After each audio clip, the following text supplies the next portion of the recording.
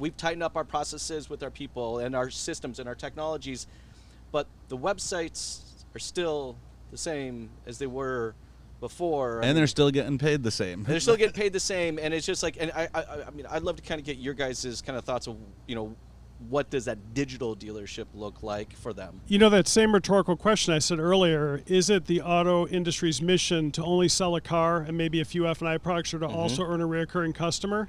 The website tells you. We're in the business of selling cars. That's what we're doing. And even though every dealer would tell you, no, we're in the business of the reoccurring customer and loyalty, but again, action and processes speak louder than words. Customers perceive this. And at the end of a transaction, that's my first impression. That's what I see, right? At the end of a transaction, even a digital one, like I love digital retailing. I think it just casts a wider net, right? That's what it's there for. Whether it's 3% of customers or 5%, you're casting a wider net. Why not, right? Digital transformation of any kind, whether it's text messaging or an advanced application, is not there to diminish the in-person engagement. It's there to enhance it. It's there to remove the pain points and connect the way people want to connect, so you improve the engagement with customers. I think the brick and mortar industry's resistance to digital transformation before the pandemic was, wait a minute, look at our building. Look at how much we've spent here. Look at our people. Why would I want to invest in technology? But the pandemic forced people to take a sobering look at, no, the technology can help us do our job better. And that's important. Yeah, and absolutely. But I think you've got to start, as with everything, when you're looking at all the fanciness, the TikToks, all the new and the greatest, start with the organic first. Yeah, we'll get to paid. Even with Google, we'll get to paid. But if your SEO isn't in order, don't even look at it yet, because you're not even taking care of what's free.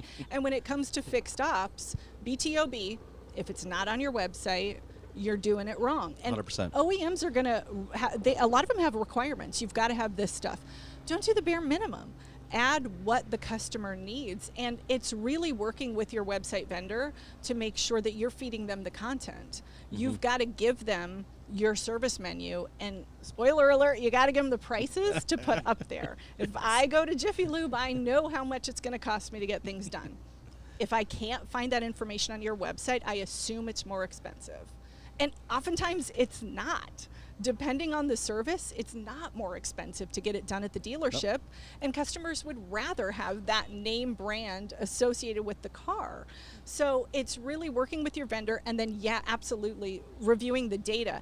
And I don't want to see the vendor's good news report. I don't want to see the report that says, because of us, you serviced 100 more cars. No, I want the Google Analytics behind it. And if your vendor is not providing you Google Analytics-based data, you need to start asking questions. Your website vendor. Point. Absolutely. Thanks for tuning in to the Matador Yachtcast with your host, Jason Harris.